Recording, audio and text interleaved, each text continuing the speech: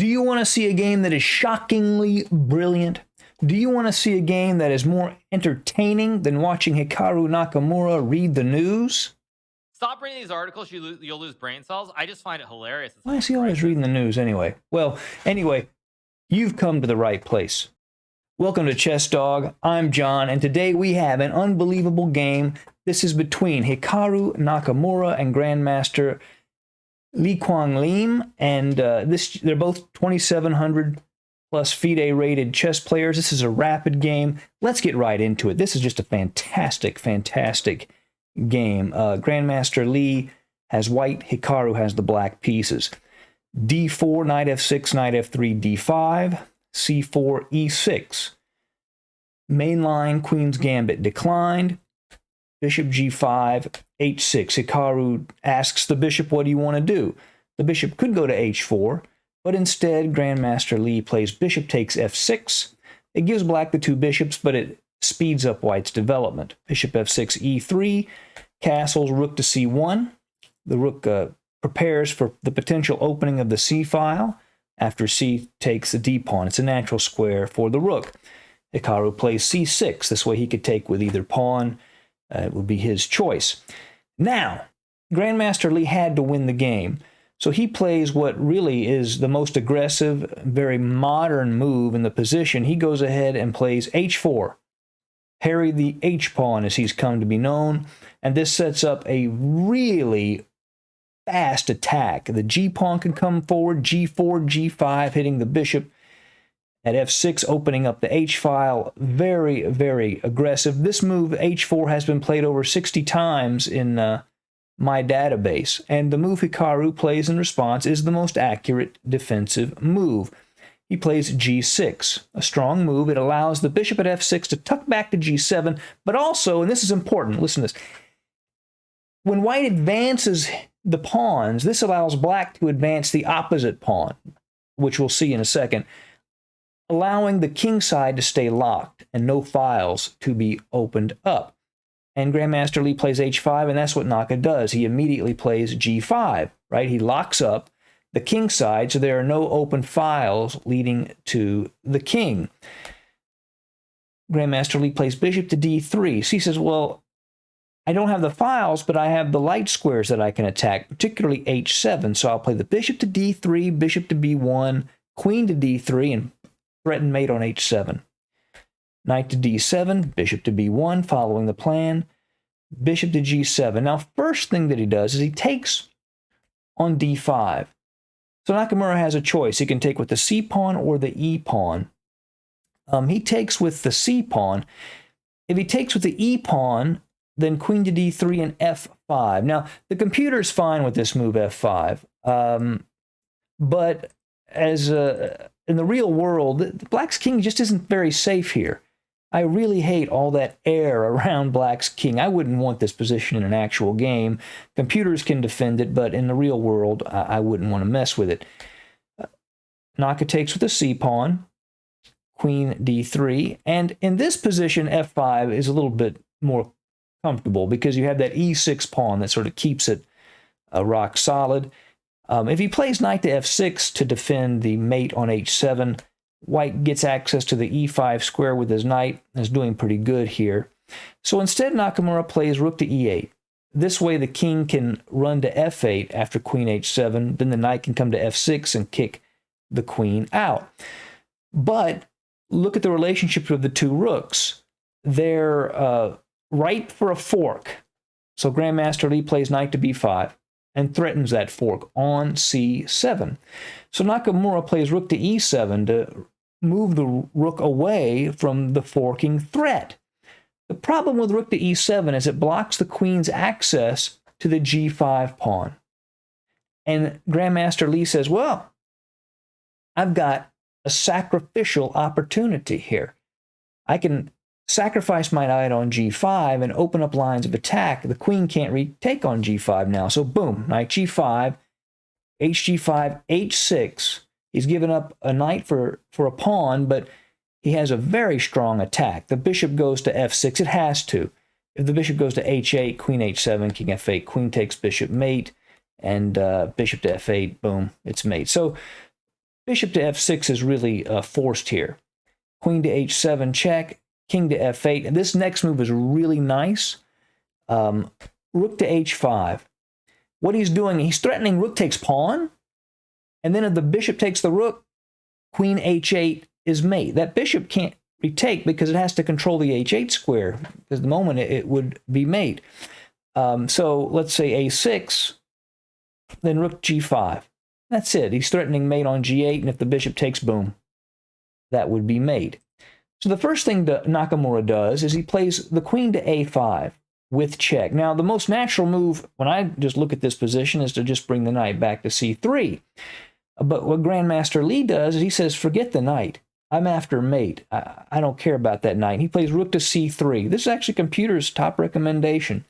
He goes right in for the attack, gives up the knight, queen takes b5. And now, Grandmaster Lee has given up two minor pieces, a knight and a bishop, and only has a pawn in return. But what a powerful attack. Rook takes g5, as we discussed. Now, if Nakamura plays the king to e8, watch this incredible combination. I mean, this thing is incredible. Look at this. Rook to g8 check, knight to f8, and watch this. Boom! Queen to g7. Putting pressure on the pinned knight, and if bishop takes queen, pawn takes bishop, and there is nothing black can do to stop pawn takes knight, promoting to a queen with check. So king to e8 would lose. Now, I don't know what's more impressive, that Grandmaster Lee saw that threat, or that Nakamura saw it and defended against it. He plays rook to e8 to allow the king to escape out of the e7 square. Grandmaster Lee plays another incredible attacking move. Boom! Bishop to g6. Queen to f7 mate is threatened.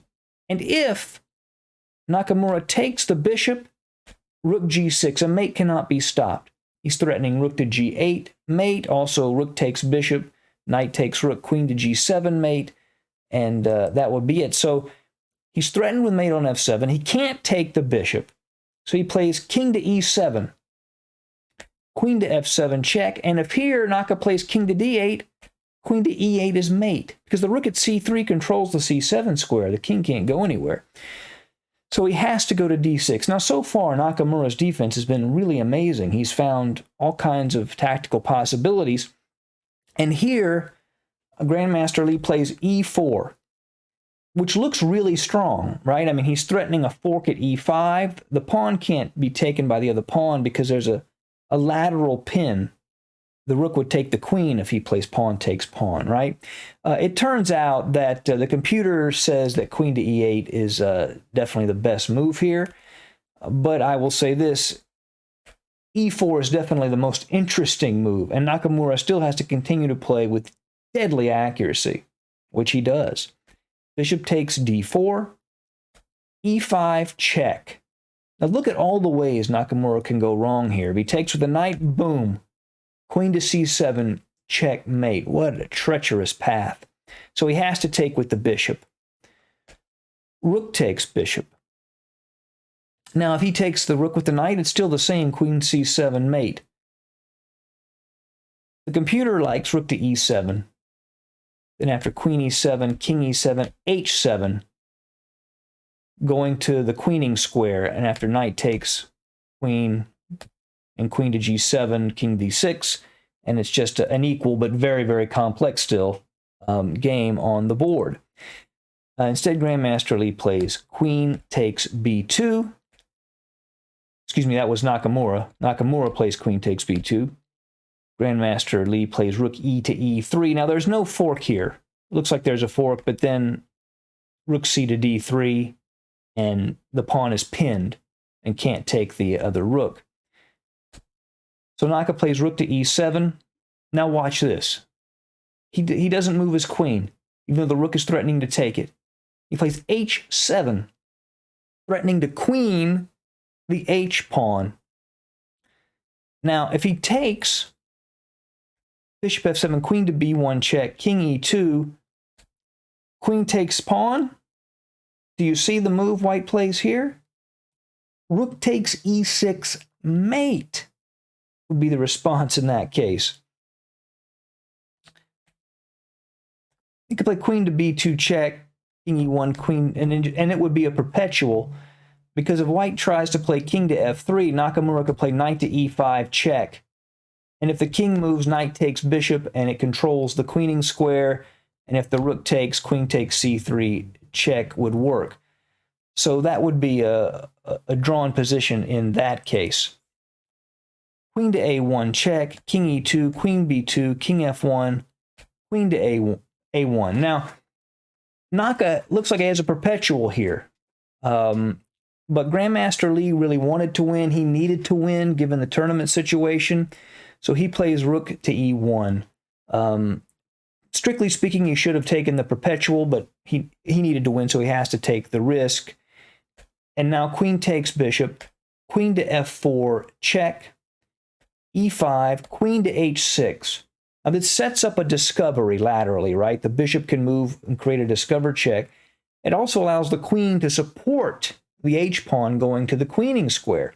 Now there's actually only one move for black to keep the advantage in this position, and that move, which in this case Nakamura did not play, is rook to e6. And after queening the pawn, b6 with the threat of bishop to a6 check, leaves black with a winning position. If after king g1, queen e1, king to h2, black has way too much material. He has two rooks, a knight, and a pawn for a queen, which would be an overwhelming material advantage. But instead, Naka plays rook takes h7. Okay, bishop takes h7, check, discovery with the queen. King to e7. If he plays the king to c7, then rook to c1, supported by the queen, would pin the black queen, pin it and win it. So Nakamura plays king to e7, queen g7 check, king d8, queen g5 check, king e8. Now, rook to c1, Grandmaster Lee activates his rook with tempo against the queen. Again, the rook is protected by white's queen, so it can't be taken. And probably the best move here is something like queen to a3 or maybe queen to b2. So Nakamura would stay in contact with that c1 rook and keep white's queen from losing contact with the rook. And after bishop g6, king f8, there is no mate. White can keep checking, but the position is equal. Instead, Nakamura plays the move queen to b4, bishop g6 check, king f8. Now, this was Grandmaster Lee's chance. You have to play with perfect precision in positions like this. These are, again, 2,700 rated players. He should have played queen to f5 check. And after king e7, queen f7, king d6, bishop f5 threatens queen to e6 mate. The knight would have to go to c5 because the knight controls e6, but also it blocks the rook from taking on c8 at the same time. But after queen f8 check, king c6, bishop takes c8, black is winning because of a king safety, basically. Black is totally winning in that position. But Grandmaster Lee plays queen to d8 check, king g7, bishop f5, threatening to take the knight. Queen to f8, saying, hey, let's exchange queens. Grandmaster Lee says no way, and Naka still has to be careful. If he plays queen to h8 here, queen h5, king g7, queen g6, king h8, queen h7 mate would be forced. So he couldn't do that. And he doesn't do that. He plays king to f7. Amazing defensive play. Amazing. Grandmaster Lee plays rook to c3, threatening to move the rook over. Could go to h3, but really f3 is the square it wants to be on, aligning itself with the king and the queen. So Naka plays e4 to control the f3 square. Queen to g6 check, king e7, queen e6, king to d8. Now, Grandmaster Lee could play rook takes bishop, but after king takes rook, queen takes knight, king to b8, black is up in exchange, but it is equal. White can set up perpetual check patterns, and the game would be equal. But instead he plays queen takes d5, queen to g7, and here the best move for Grandmaster Lee would have been rook to c1. Instead, he plays queen to c4. Can you see Nakamura's winning move? That's right. Knight to b6. Now look at this. White has 6 that I can count here. 6 checks. They're all covered. The queen can't go to g8 or c7. They're covered by the queen. The queen can't mate it, check at d5. The knight controls it. There are no checks at d3. The pawn controls it. There's no check at d4. The queen at g7. There are literally no checks at all on the board with that king sitting in the middle. Truly spectacular. And Nakamura now is winning. And the bishop at c8 can take the bishop at f5. So the queen moves, queen to c5, bishop takes bishop, and Grandmaster Lee can't take this bishop because then his rook would hang. So after queen to d6, knight to d7, he plays on for a few moves. Queen to g3 check. He wants to play the rook to g8 with check, but after queen a1, king e2, queen a2 check, king e3, rook to c8. And all of the checks are still covered. The queen at a2 controls the g8 square, so there's no check by the rook. The knight at d7 controls all of the queen's checks, and Grandmaster Lee resigned, and Hikaru Nakamura won a brilliant defensive game, a real treat. Thank you for joining us at Chess Dog. See you again soon. Goodbye.